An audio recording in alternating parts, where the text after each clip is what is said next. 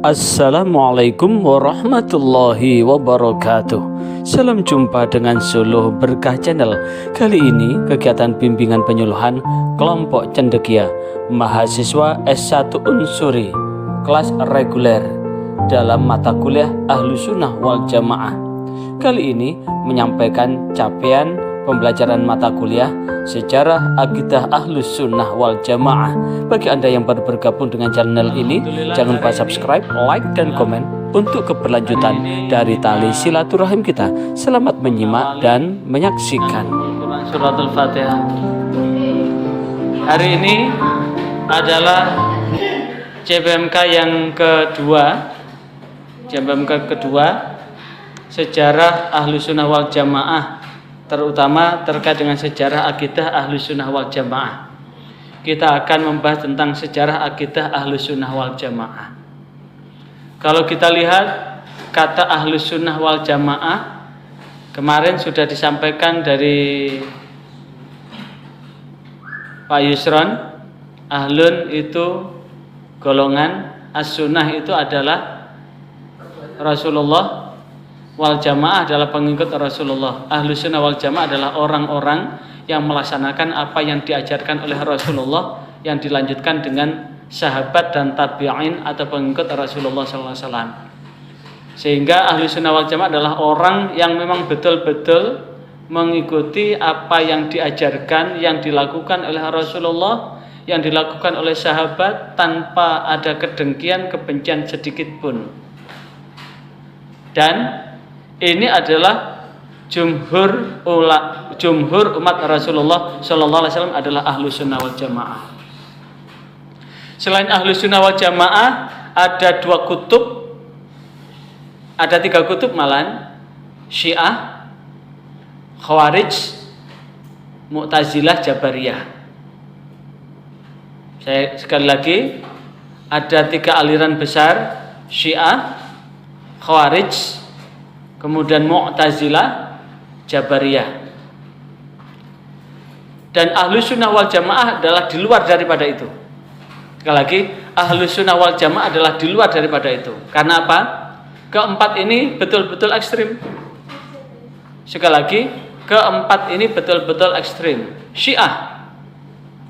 Syiah ini memang ada di buku ini, di buku Risalah Ahlussunnah wal Jamaah, dan membumikan Ahlussunnah wal Jamaah bagi guru Nahdlatul Ulama. Kemudian ini Risalah Ahlussunnah wal Jamaah dari pembiasan menuju pemahaman dan pembelaan akidah amaliyah Nahdlatul Ulama. Syiah itu sendiri ada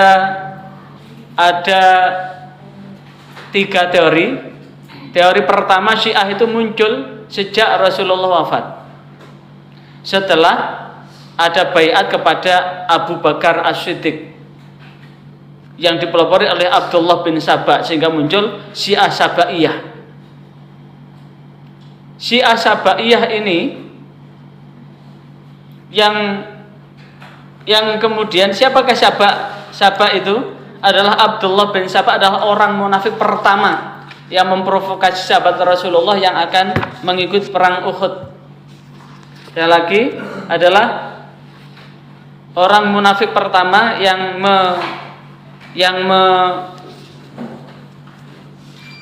memprovokasi sahabat untuk tidak mau perang.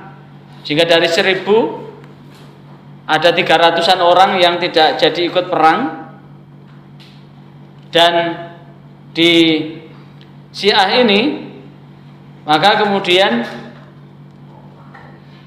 muncul dengan Syiah Sabaiyah. Syiah yang kedua, teori yang kedua adalah pecah setelah perang Siffin, perang antara Ali bin Abi Thalib dengan Muawiyah. Setelah terjadi tahkim, maka kemudian terbelah. Ada kelompok Khawarij, kelompok yang memang betul-betul keluar dari barisan Ali bin Abi Thalib dan keluar dari barisannya. Yang jelas ini adalah pasukan muslimin waktu itu, keluar dari barisan itu dan membentuk kelompok sendiri dengan kelompok Khawarij. Ada kelompok yang betul-betul membela atau tasyayyu kepada Ali bin Abi Thalib. Tasyayyu kepada Ali bin Abi Thalib, dan inilah yang kemudian ini lebih banyak diikuti kelompok dari teori kedua, dari Persi, kemudian kelompok ini dengan konsep tasyayyu'nya. Persia itu adalah Iran sekarang. Teori kedua adalah ada pengaruh Nasrani, yang kemudian meyakini bahwa Ali bin Abi Thalib itu tidak mati, tapi diangkat seperti Nabi Isa alaihissalam. Kelompok Syiah yang terpengaruh kelompok Yahudi. Kelompok ini juga dapat dikatakan Syiah ini dikatakan Yahudinya muslimin. Lah, maka kemudian dari sekian kelompok, maka kelompok yang ambil jalan tengah, ya, Ahlus Sunnah wal Jamaah, tidak terlampau ekstrim kanan termasuk Khawarij, tidak terlampau ekstrim kiri liberal, itu Mu'tazilah, dan ini yang kemudian disebut dengan kelompok Ahlus Sunnah wal Jamaah. Sehingga kalau ditanya sejak kapan Ahlus Sunnah wal Jamaah, ya sejak Rasulullah. Karena Ahlus Sunnah wal Jamaah adalah kelompok yang mengikuti apa yang diajarkan oleh Rasulullah dan sahabat-sahabat Rasulullah dan pengikut Rasulullah sallallahu alaihi wasallam. Yang kita bahas pada kesempatan ini adalah sejarah mazhab Al-Asy'ariyah atau mazhab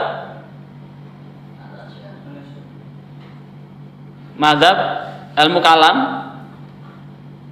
akidah Ahlus Sunnah wal Jamaah. Nah, munculnya ini ada dua yang kita bahas adalah sejarahnya mazhab Al-Asy'ariyah, Abu Musa Al-Asy'ari, yang kemudian Abu Mansur Al-Maturidi, mazhab Maturidiyah, dan kita akan mencoba mendiskusikan di mana letak persamaan dan perbedaannya. Di sejarah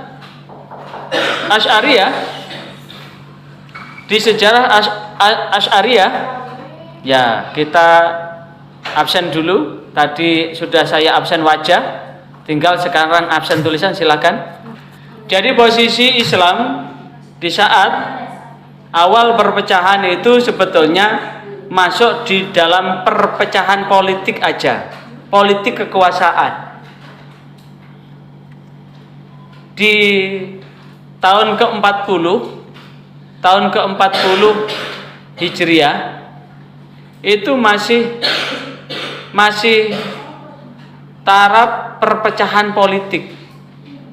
Khawarij perpecahan politik, Syiah pun politik, dan kelompok yang tidak memihak ke sana kemari itu adalah yang lebih besar. Dan itu yang tidak memihak kemana-mana itulah yang kemudian dengan Ahlus Sunnah wal Jamaah atau Islam wasatiyah, Islam yang tidak ekstrim. Tapi semakin berkembang sehingga pecahnya di abad ketiga, masuk tahun ke-200 Hijriah, di saat pesat-pesatnya perkembangan dinasti Abbasiyah, wilayah umat Islam yang sudah luas, kemudian pengembangan ilmu pengetahuan dan teknologi sudah semakin bagus, maka kemudian muncul kelompok Mu'tazilah. Kelompok Mu'tazilah ini adalah kelompok yang mengandalkan akal semata. Karena mengandalkan akal, bahwa kelompok Mu'tazilah ini meyakini bahwa manusia ini berkuasa atas segala kehendaknya. Tuhan tidak punya kuasa apa-apa terhadap manusia. Dan yang paling membuat sampai Imam Ahmad di penjara itu suruh mengakui bahwa Al-Quran itu bukan kalam Allah, tapi Al-Quran adalah makhluk Allah. Sehingga di abad itu selain perkembangan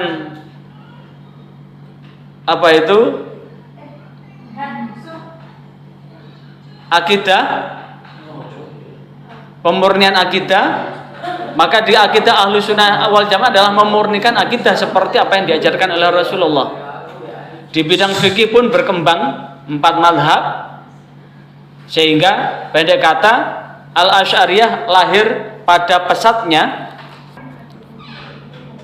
Jadi mulai ada pembelaan terhadap apa yang diajarkan oleh Rasulullah, sahabat-sahabat Rasulullah, itu mulai lebih intens di abad 3.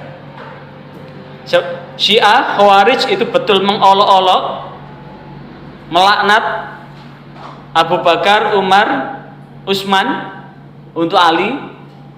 Kemudian untuk Khawarij melaknat Ali, Utsman, karena pangkal terjadi konflik itu ya setelah Khalifah Utsman bin Affan. Sehingga inilah muncul di pergolaan itu. Lah, disinilah kemudian muncul ancaman dan tantangan pada masa supremasi Islam pada abad ketiga Hijriah. Apa tantangan yang cukup serius di tengah beragam aliran itu? Yang pertama adalah menguatnya aliran Mu'tazilah yang didukung oleh 3 khalifah. Siapa? Khalifah Al-Ma'mun, Khalifah Al-Mu'tasim, dan Khalifah Al-Wasik, yang mewajibkan masyarakat mengakui bahwa Al-Quran itu bukan kalamullah, tapi makhluk Allah, dan mengakui ajaran Mu'tazilah, akal adalah menjadi inti dari ajaran agama. Selain itu di abad ketiga ini juga berkembang aliran Khawarij lebih menggila. Jadi kelompok bom bunuh diri itu sebetulnya adalah Khawarij kekinian. Syiah Imamiyah, Syiah Ismailiyah, dan Syiah ini juga berkembang pesat. Dan lainnya yang mengadopsi metodologi dan ideologi Mu'tazilah juga. Sehingga di abad ketiga Hijriah ini kaum Mu'tazilah ini menjadi kaum rasio yang mengandalkan akal sebagai pengemudi dalam beragama. Jadi seluruhnya kalau tidak cocok dengan agama ditinggalkan. Ini sama persis apa yang dilakukan oleh Mustafa Kamal itu. Mustafa Kamal itu memisahkan agama. Jadi yang menyampaikan terkait dengan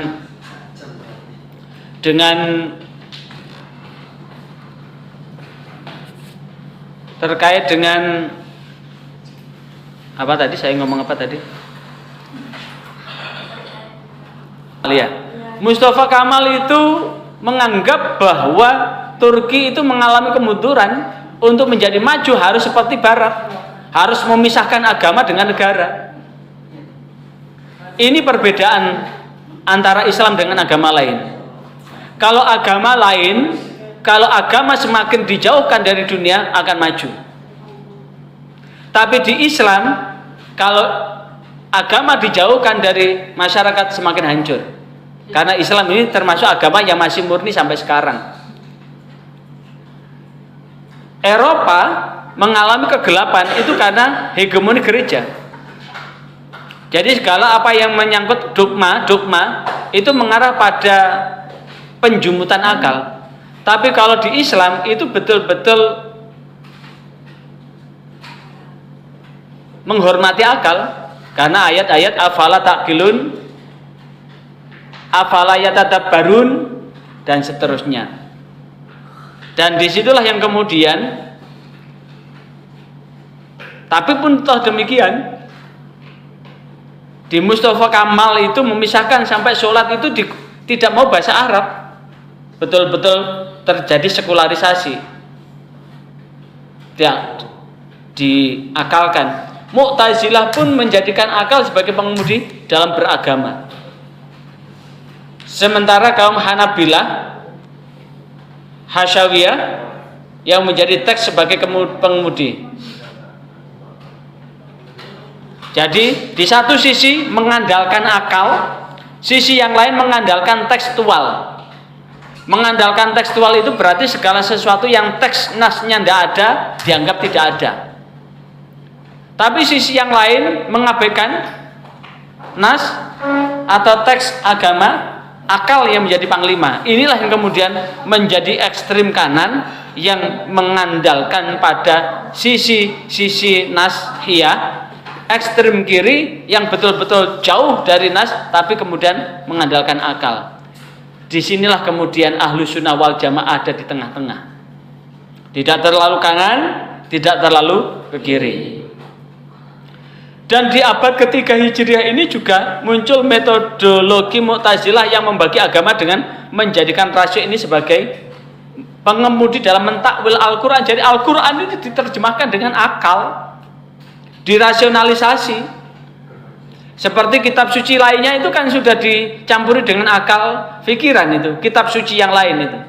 Jadi yang masih murni belum tercampur akal ya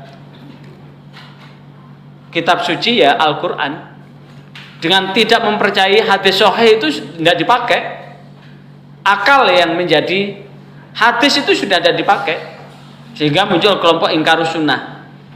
Sementara ahli musyabihah itu kelompok yang menyamakan Allah dengan makhluk, mendahulukan teks dan mengabaikan rasiko. Contoh, yadullah fauqa aydin nas, tangan Allah di atas tangan manusia, bahwa menganggap bahwa Allah memiliki tangan seperti tangan manusia, menganggap bahwa Allah memiliki mata seperti mata manusia, memiliki kaki seperti kaki manusia, sehingga mempersonifikasikan Allah itu seperti manusia. Itu kelompok musyabihah, sehingga mengebiri akal dan teks keagamaan. Maka inilah yang kemudian muncul tragedi sejarah dengan Mihnatul Quran. Apa itu Mihnatul Quran? Mihnatul Quran itu adalah memaksa faham bahwa Al-Quran itu adalah makhluk. Saat kapan? Masa Khalifah Al-Ma'mun, Al-Mu'tasim dan Al-Wasik. Siapa yang tidak menyatakan bahwa Al-Quran itu makhluk akan dihukum. Termasuk Imam Ahmad itu dihukum. Sehingga muncul propaganda terhadap ulama Sunni, ulama Ahlu Sunnah wal Jamaah yang diwakil Imam Ahmad bin Hambal, yang didorong sikap warok dan kehati-hatiannya menghindar dengan dialog terbuka, sehingga tersebar propaganda kepada penguasa bahwa kaum Sunni tidak punya nyali untuk berdebat di ruang terbuka bersama Mu'tazilah. Kemudian jabatan hakim, mufti, saksi dalam pengadilan diisi oleh orang-orang yang berfaham bahwa Al-Quran itu adalah makhluk. Sehingga dalam kondisi seperti ini lahir ada dua aliran konservatif atas reaksi terhadap apa yang terjadi dalam aliran Mu'tazilah itu. Yang pertama adalah aliran Karomiyah yang didirikan oleh Muhammad bin Karom al-Sijistani. Beliau wafat di tahun 255 Hijriah. Beliau adalah ahli hadis yang zuhud, di mana aliran ini menetapkan bahwa sifat-sifat Allah hingga sampai tingkat tajsim, Allah memiliki organ tubuh seperti dengan manusia. Tasbih menyerupakan Allah dengan makhluk. Aliran Karomiyah ini lebih dikenal dengan aliran musyabihah, menyerupakan organ tubuh manusia dengan organ Allah, menyerupakan Allah memiliki organ seperti manusia, atau dikenal dengan kelompok tajisimiyah, menjisimkan Allah. Kalau manusia punya tangan, Allah juga punya tangan. Kalau manusia punya mulut, Allah juga punya mulut. Kalau manusia punya mata, Allah punya mata, menggambarkan matanya Allah seperti matanya manusia. Sementara aliran Zahiriyah yang didirikan oleh Abu Sulaiman Dawud bin Ali Al-Khilaf Al-Asbihani, yang lahir 201 wafat 270, berarti umur 69, di mana mazhab ini menolak peran akal, juga menolak peran kias, serta membatasi dengan ijma' sahabat saja, mengikuti makna tekstual yang ada di dalam Al-Quran secara ekstrim dengan mengabaikan apa? Mengabaikan akal, mengabaikan akal sama sekali. Akal tidak Sehingga ini muncul kelompok Jabariyah. Kelompok Jabariyah. Jabariyah ya semuanya mengarah ya terserah Allah. Akal tidak punya peran apapun. Dua hal inilah di satu sisi kelompok mana? Karomiyah dan kelompok Zahiriyah. Jadi lengkap sudah di abad ketiga ini. Sehingga muncul dalam ulama akidah Ahlus Sunnah wal Jamaah yang dipelopori oleh Abu Hasan al-Asy'ari. Al-Asy'ari atau pengikut Abu Hasan al-Asy'ari ini disebut dengan Al-Asy'ariyah, atau aliran yang bernama dari seorang yang mendirikan ini, yaitu aliran Asy'ariyah, yaitu Abu Hasan Ali bin Ismail bin Abi Bishr Ishaq bin Salim bin Ismail bin Abdullah bin Musa bin Bilal bin Abu Burdah bin Amir bin Abu Musa Abdullah Al-Qais Al-Asy'ari. Jadi Abu Hasan Al-Asy'ari, sekali lagi Abu Hasan Al-Asy'ari ini adalah cucu atau cicitnya Abu Musa Al-Asy'ari. Siapakah Abu Musa Al-Asy'ari? Diplomat ulung sahabat Rasulullah. Abu Musa Al-Asy'ari ini adalah diplomat ulung atau sahabatnya Rasulullah sallallahu alaihi wasallam. Dan cicitnya muncul Abu Hasan ini. Siapakah Abu Hasan ini? Namanya adalah Ali bin Ismail bin Bishr Ishaq bin Salim bin Abdullah bin Musa. Jadi canggah ini. Canggah mulai dari Abu Musa. Abu Musa berarti Abdullah. Jadi cicitnya dari Abdullah. Abdullah punya anak Ismail, punya anak lagi Salim, punya anak lagi Ishak, punya anak lagi Ismail, punya anak lagi Ali. Berarti turun kelima dari Abu Musa. Kalau mula anak, cucu, cicit, buyut, canggahnya Abu Musa Al-Asy'ari. Al-Asy'ari ini dinibatkan dari Asy'ar. Siapa Asy'ari? Itu adalah seorang laki-laki dari suku Qahtan yang kemudian menjadi suku yang tinggal di Yaman. Jadi Abu Hasan Al-Asy'ari adalah anak cucu dari Abu Musa Al-Asy'ari yang berasal dari Yaman, Qahtan. Dari suku lahir salah satu fuqaha yang terkenal dengan Abu Musa Abdullah bin Qais Al-Asy'ari, dikenal dengan Abu Musa Al-Asy'ari. Dan Rasulullah sendiri menegaskan keimanan yang sempurna itu dari Yaman, dan hikmah juga dari Yaman. Termasuk muncul gonjang-ganjing nasab ini juga munculnya dari Yaman. Kemudian yang muncul untuk bikin Ka'bah tandingan juga Yaman. Yang muncul perang gajah itu juga dari Yaman. Yang muncul Bani Saba itu juga Yaman. Yaman itu memang lahan yang subur di semenanjung Arabia.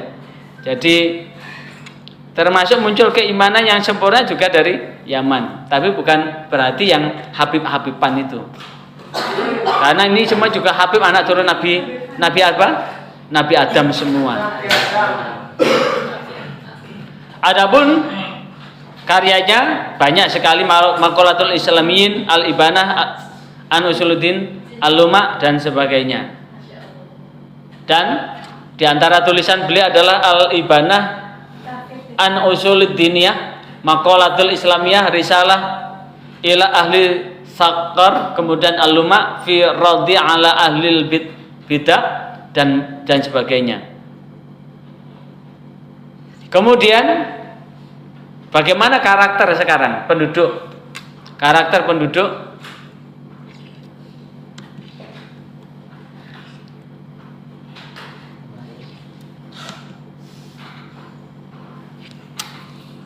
dengan nenek moyang Abu Hasan Al-Asy'ari, karakternya khas, lembut, halus, sehingga mudah mematuhi menerima petunjuk kebenaran.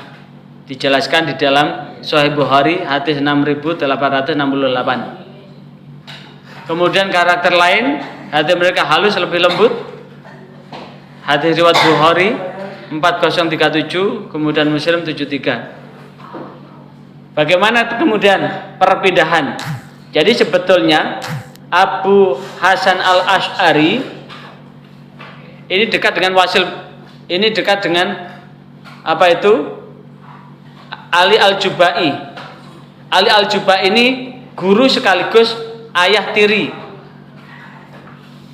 Karena ibunya menikah lagi dengan al-Jubai ini.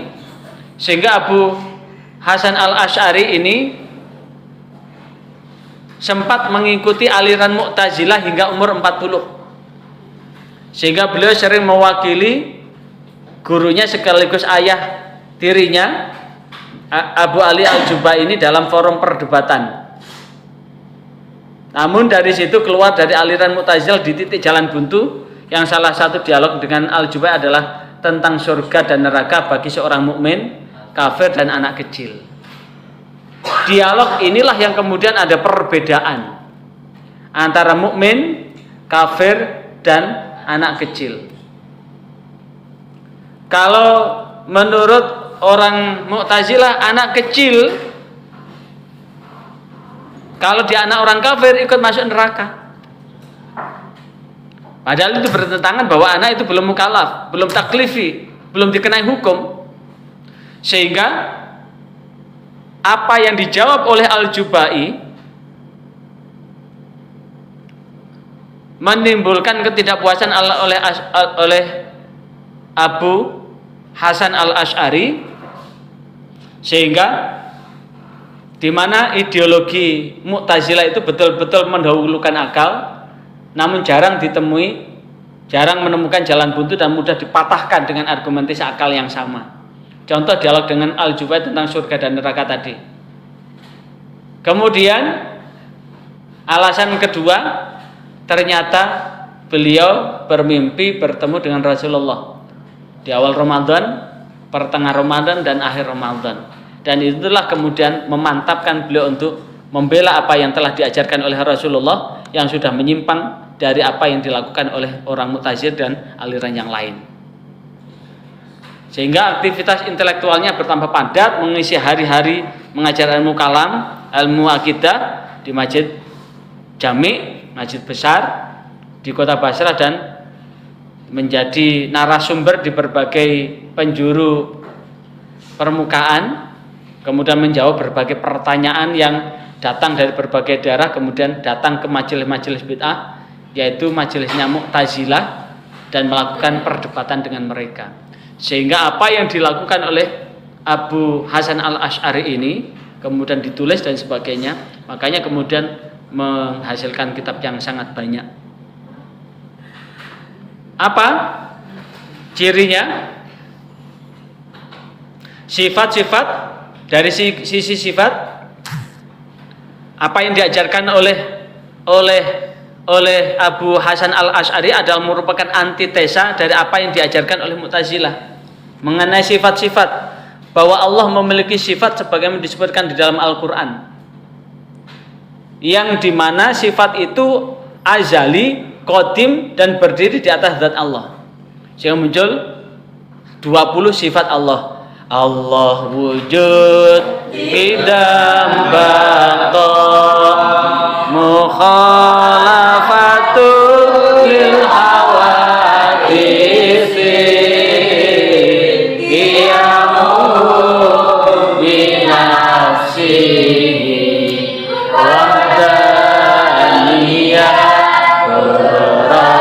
irada ilmun hayat sama basar kalam qadiran muridan aliman hayyan sami'an basiran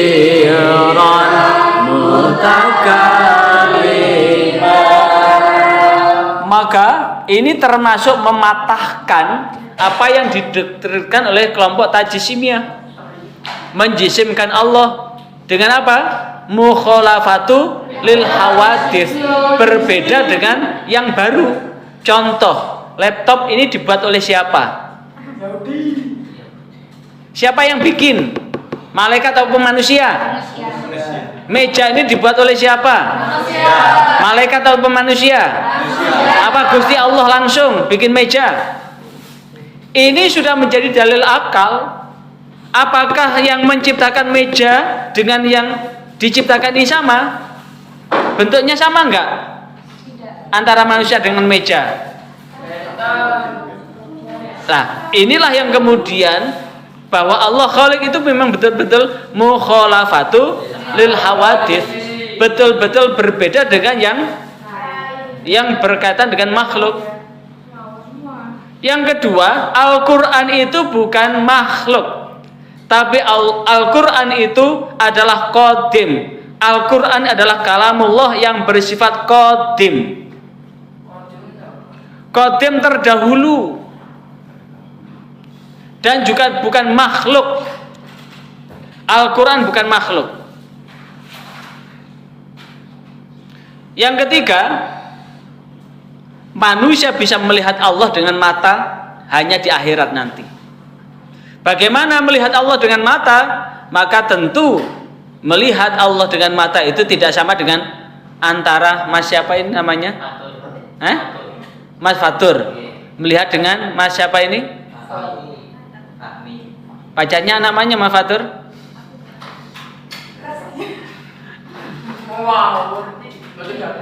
Pacar Pak, pacar. Iya. Iya. Sama ini dah? Pacarnya ya? Siapa? Saya enggak pacaran.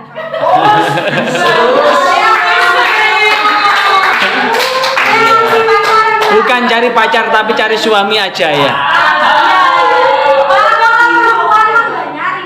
Hah? Enggak mencari.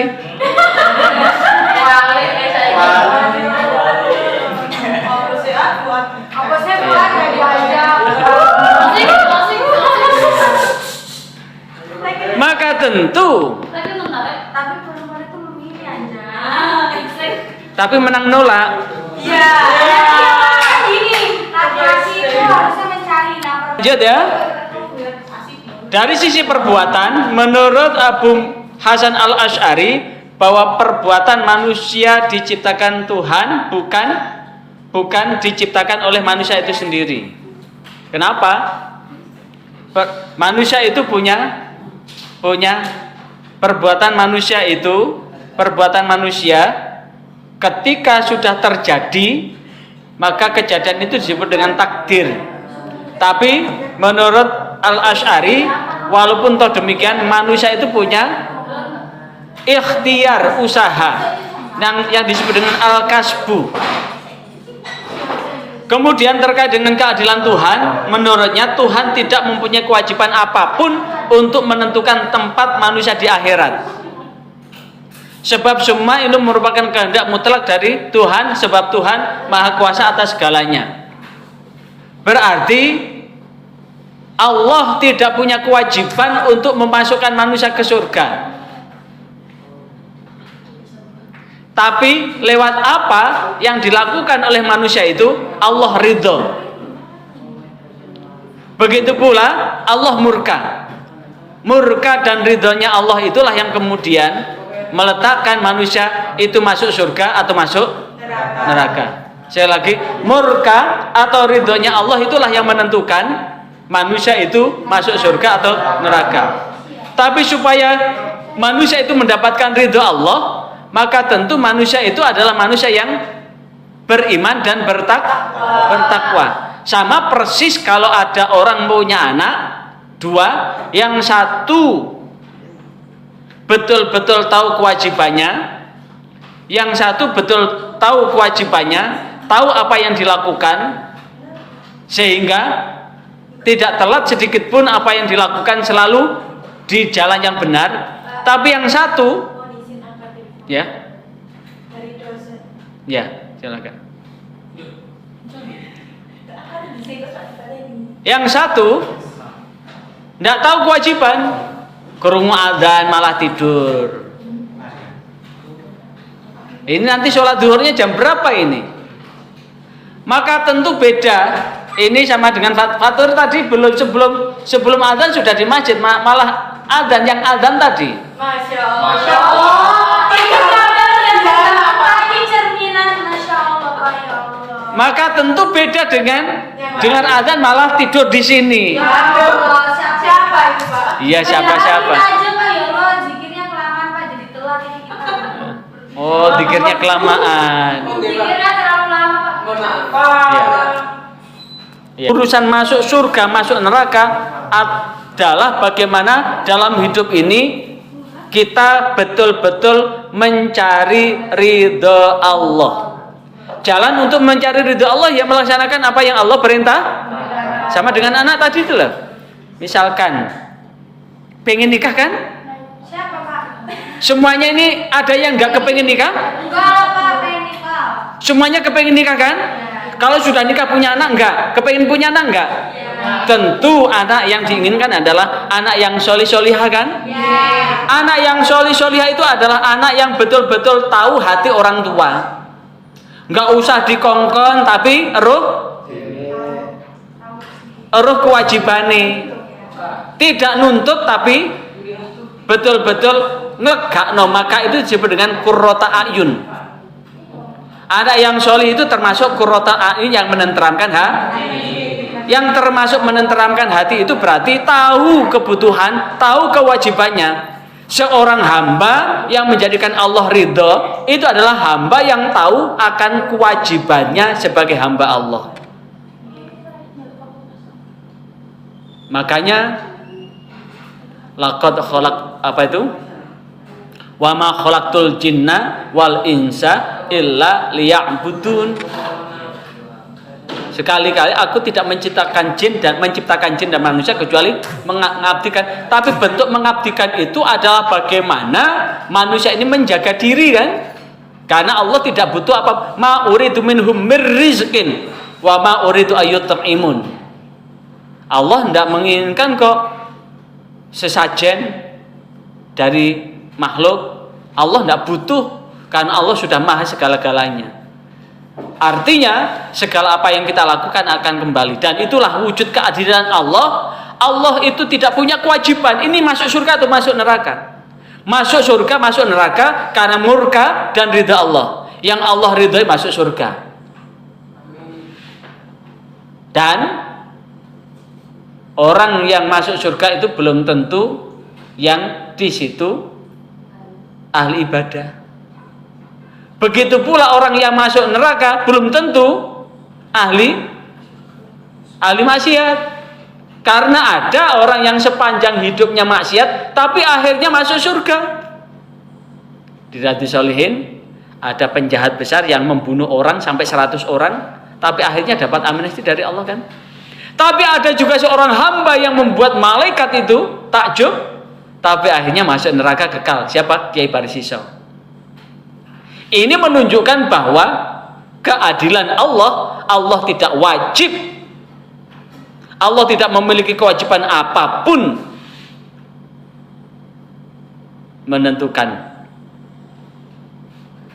Muslim yang berbuat menurutnya adalah berbuat dosa dan tidak sempat bertaubat. Jadi muslim yang berbuat dosa itu adalah muslim yang berbuat dosa namun tidak sempat bertaubat di akhir hidupnya, akhirnya itu tidaklah kafir tapi tetap mukmin. Jadi ada orang yang mengucapkan 2 kalimat syahadat, ada orang yang mengucapkan 2 kalimat syahadat berbuat dosa dan belum bertaubat, sementara dia meninggal, dia tetap dihukumi sebagai orang mukmin. Beda dengan orang Mu'tazilah. Orang Mu'tazilah itu orang yang berbuat dosa meninggal kafir. Orang Syiah, orang berbuat dosa meninggal kafir. Orang Khawarij berbuat dosa meninggal kafir. Bahkan di Mu'tazilah itu orang munafik al-manzil bainal manzilatain, dan dalam perspektif Ahlussunnah wal Jamaah orang munafik itu ya bukan menempati di atas dua tempat, dia masuk neraka. Wong dia melakukan hanya kepura-puraan. Dan Imam Ghazali sebagai salah satu pengikut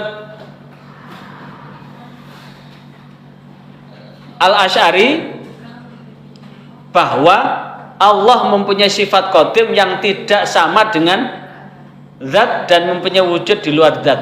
Al-Quran itu qadim, kemudian perbuatan manusia, Allah lah yang menciptakan daya dan perbuatan. Allah dapat dilihat nanti di akhirat. Allah tidak berkewajiban menjaga kemaslahatan dan sebagainya.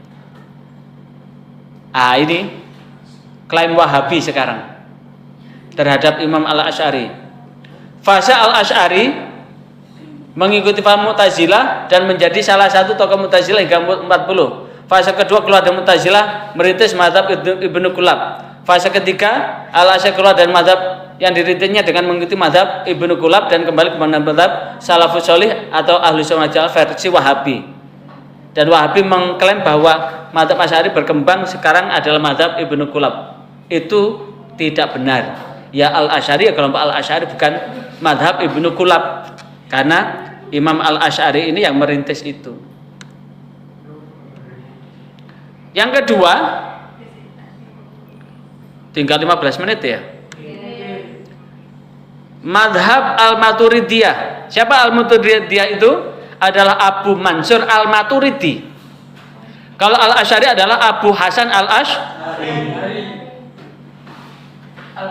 Cicitnya dari Abu Musa Al-Asy'ari.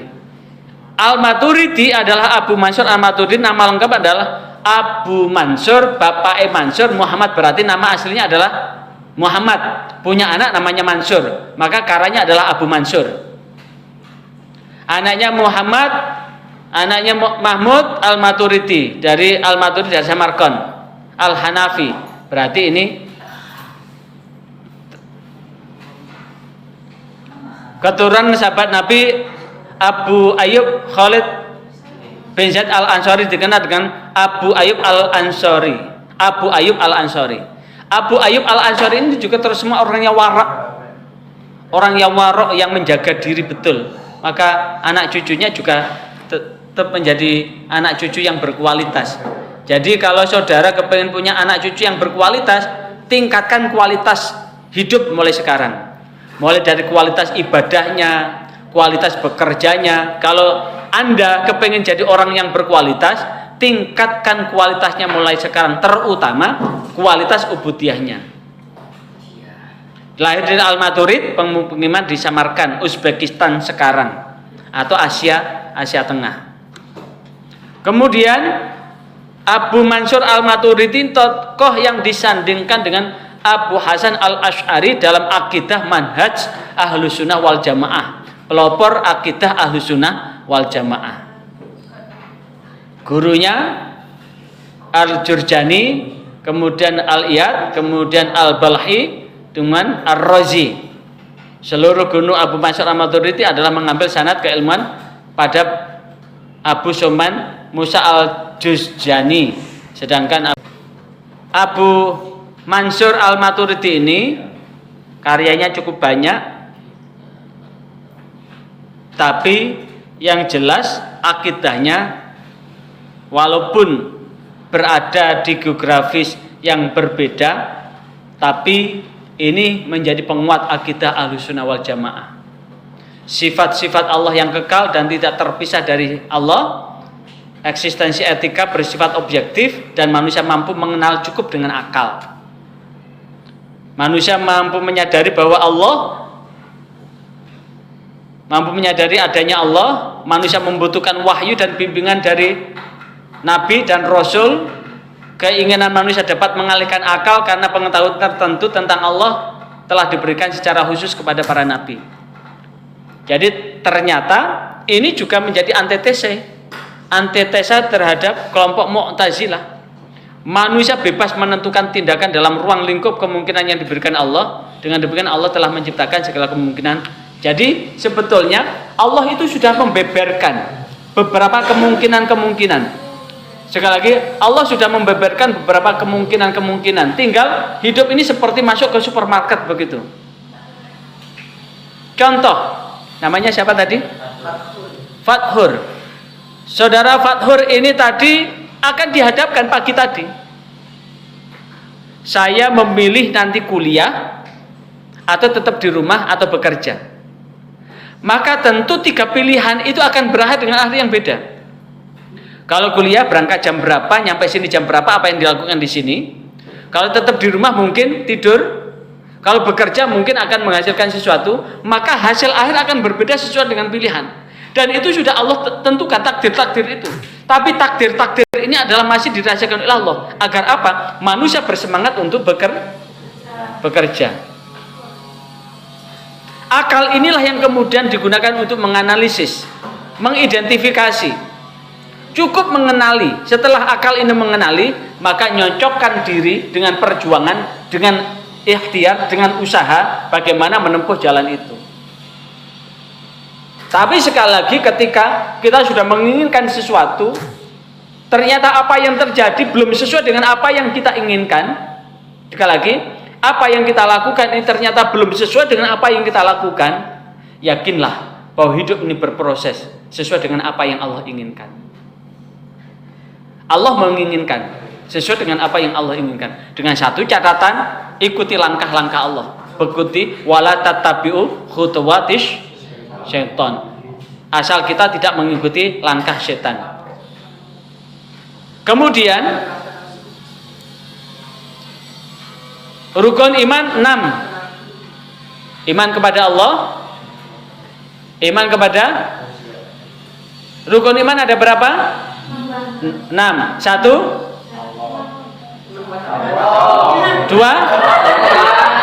malaikat Allah. 3 kitab Allah.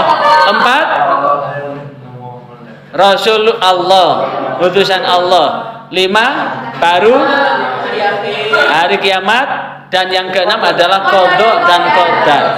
Apa itu qada?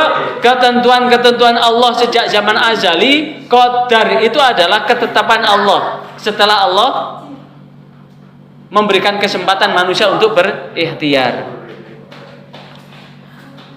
Kemudian aliran Maturidi, Abu Mansur al-Maturidi juga, otoritas agama ini membutuhkan argumen yang masuk akal untuk membuktikan klaim mereka. Jadi bagaimanapun juga untuk menetralisir orang-orang Mu'tazilah, maka tentu butuh akal untuk apa? Mencari hujah. Dan ini juga tetap mendukung perkembangan ilmu, pengetahuan dan filsafat. Pengikut Imam Maturidi ini adalah iman tidak bertambah dan tidak berkurang, atau berkurang bergantung pada perbuatan. Tidak bertambah karena satu perbuatan, tapi keimanan, ketakwaan itu bertambah berkurang. Dan Maturidiyah ini menekankan bahwa Allah itu ahad. Sekarang di mana letak perbedaannya sekarang? Perbedaannya yang jelas, baik Al-Asy'ari atau Al-Maturidi ini sama-sama sebagai wujud pembelaan Islam yang diajarkan oleh Rasulullah dan sahabat-sahabat Rasulullah atas berkembangnya paham aliran Mu'tazilah.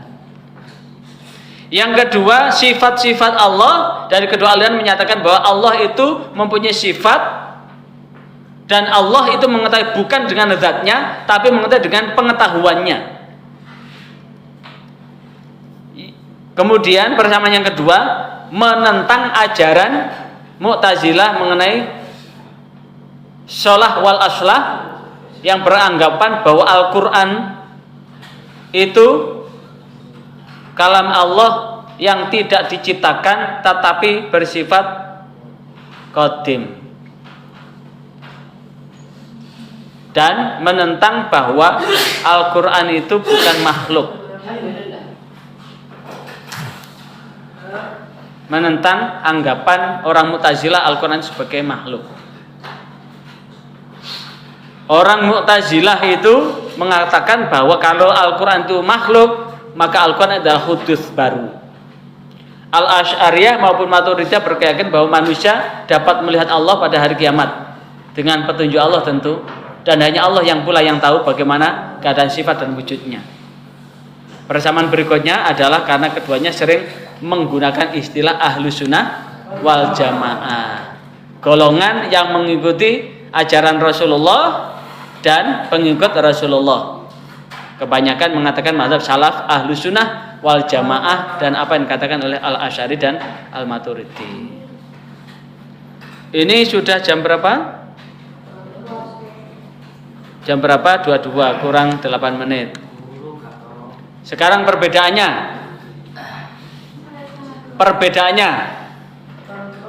tentang perbuatan. Kalau Al-Asy'ariyah lebih dekat dengan Jabariyah itu berarti bahwa manusia ini tidak kuasa atas perbuatannya. Kalau Maturidiyah lebih dekat dengan Qadariyah, manusia ini mempunyai kuasa untuk berusaha.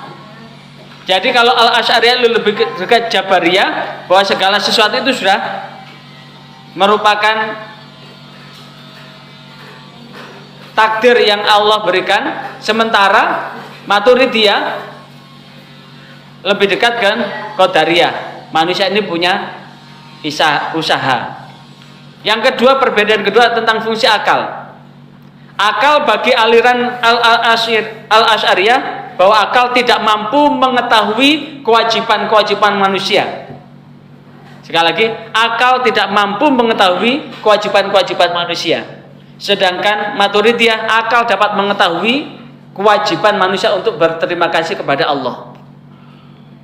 Yang ketiga tentang janji dan ancaman Allah. Al-Asy'ariyah berkeyakinan bahwa Allah bisa menyiksa orang yang taat. Sekali lagi,